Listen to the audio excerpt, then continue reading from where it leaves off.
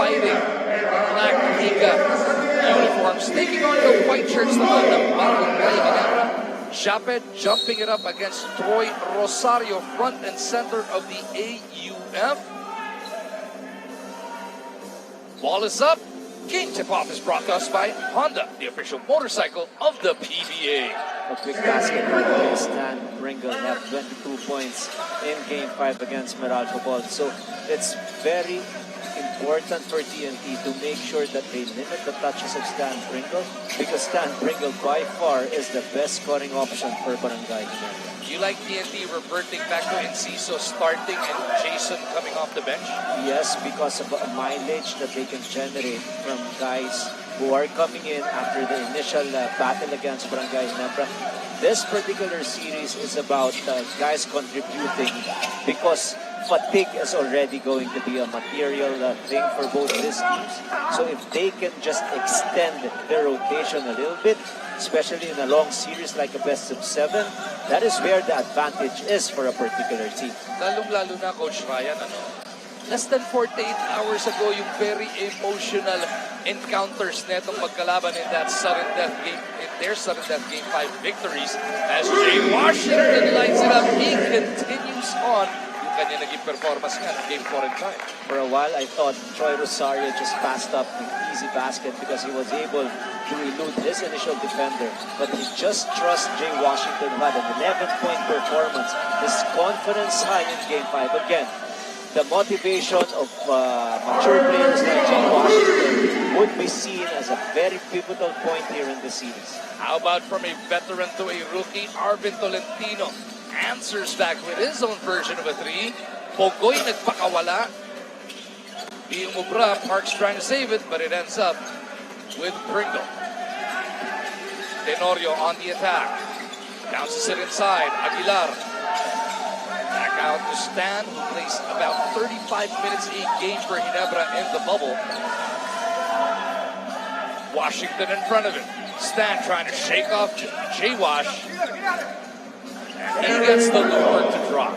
Interesting pick and roll coverage for Tropang Giga, because they're just so scared of the ball screen options of Stan Pringle. So what they're doing is they're switching right away and they're sitting on a zone.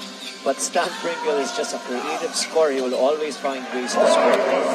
Speaking of finding ways to score, Ray Parks, kita natin, they want to get Troy Rosario going early in the series.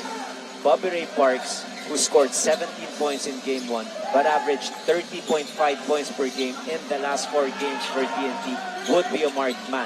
So it's very important for him, personally, to get the other guys involved in offense so that his operating space will be a lot wider. Pogoy over to Washington, this time sa kaliwa. And Pogoy will reset the attack. They look for Enciso. Tenorio chasing him around. Simon in his second finals appearance gives it to Ray. Buena mano ni Ray. Pasok agad, and a bonus will be coming up. That is going to be an interesting matchup. Scotty Thompson will ask to guard Bobby Ray Parks. And look at that fake group.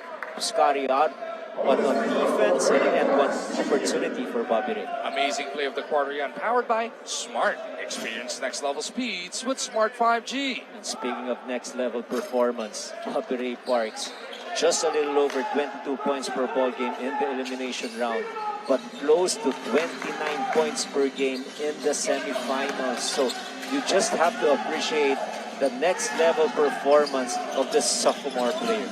And dahil nga sa kanyang matinding performance in the semifinals, Bobby Ray Parks Jr. now atop the statistical points ladder. Eh, syempre, yun naman yung habulan for that individual award of MVP. And why not? Again, we've talked about the number of times that he broke his career high in the PBA.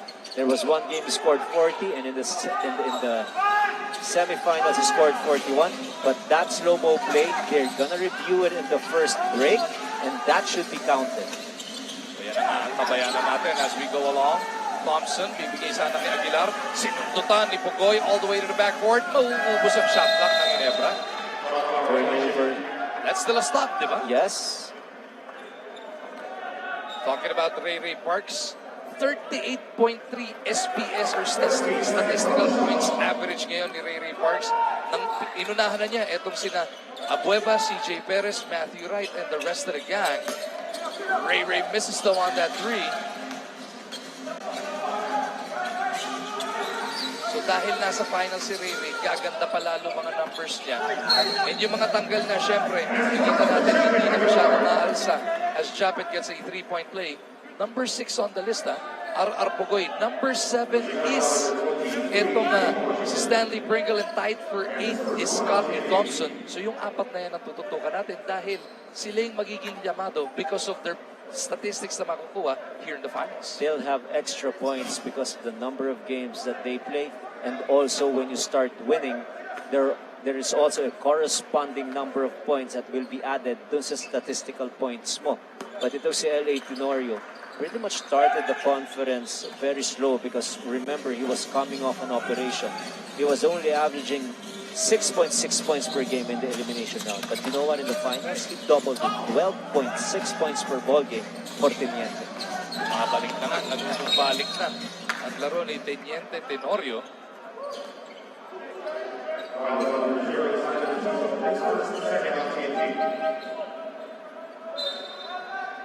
Then 8 is the score.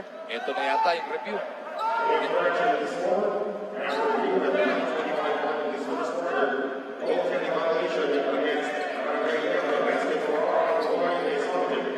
Exactly what you said, Coach Archie. Anytime the ball hits the board first and you mess up the ball, that's an automatic goal interference. Goaltending violation should have been called initially against Barangay Ginebra, but it is a correctable mistake. It is part of the guidelines of officiating in the PBA.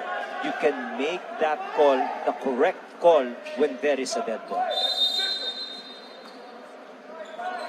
So, tabla tayo ngayon at 10. Just over 4 minutes into the finals of our Philippine Cup. Tolentino puts it on the deck, gives it up to LA. Tenorio with the finger roll, gets the basket, make a second foul. Close out. How are they gonna do it for TNT? Because they're gonna scramble after that initial zone that they are employing against Stanley Pringle. There will be a lot of scrambling defense for TNT, and look at that. The intelligence of an LA Tenorio, knowing for a fact that he is faster than Koy Erang off the dribble, he was able to bury a layup, and now a chance for a 3-point play. And you can just feel it. Pagdating sa finals, yun na. Grabe na yung focus itong si LA Tenorio. Unfortunately, he missed his free throw. Ginebra by 2, 12 to 10. TNT trying to set up this attack. Rosario looking around, gets it over to Parks. Ray Ray shovels it back to Troy. Tapos tayo, tingkalahati sila.